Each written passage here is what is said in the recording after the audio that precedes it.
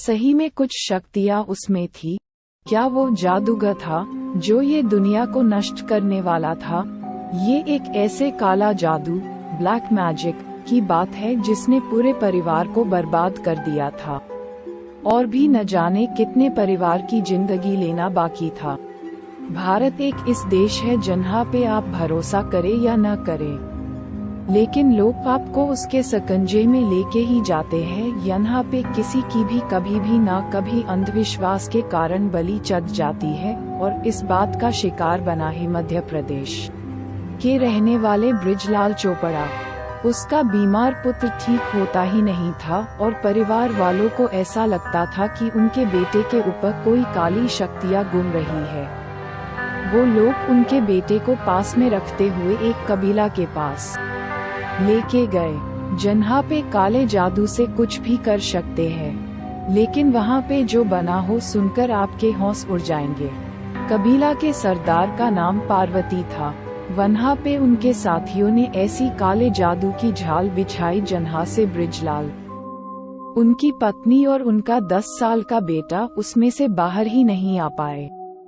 बृजलाल अभी तो अपने पुत्र को लेके कबीला में पहुँचे ही थी कि वहाँ पे हाजिर सभी ने बृजलाल को जादूगर कह के उसको घेर लिया। उनका कहना ये था कि बृजलाल एक बहुत बड़ा जादूगर है और उसका मृत्यु ये संसार के लिए बहुत ही आवश्यक है। पार्वती ने अपने कबीला के आदमियों को आदेश दिया कि वो बृजलाल को मार दे। वो लोग ने बृजलाल को घेर लिया और उनके आसपास नृत्य करने लगे। किसी के हाथ में त्रिशूल था तो किसी के हाथ में तेज धार वाली तलवार। उसमें से एक आदमी सामने आया और बृजलाल ने हाथ काट दिए।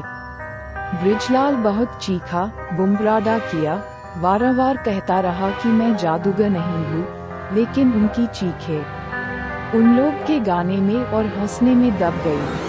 बृजलाल को जादूगर कहने के बाद पार्वती ने अपने लोगों से ऐसा कहा कि इसकी सारी शक्तियाँ उसके हाथ में है, इसलिए कुछ भी समझे बिना बृजलाल के हाथ काट दिए। उसके बाद बृजलाल कभी भी किसी के पर हावी न हो, उसकी सारी शक्तियाँ भस्म हो जाए।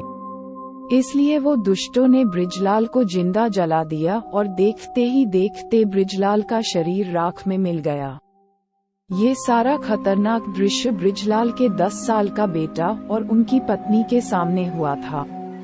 वो दोनों ने मदद के लिए चीखे चिल्लाए, लेकिन उन्होंने उसकी एक भी बात नहीं सुनी। ये सारी घटना को अंजाम देने के बाद उन्होंने बृजलाल की पत्नी और बेटे को जाने की अनुमति दे दी और उन्होंने एक चेतावनी दी कि अगर इसके बारे में किसी को भी कुछ भी कहेंगे तो उसका अंजाम बहुत ही बुरा होगा।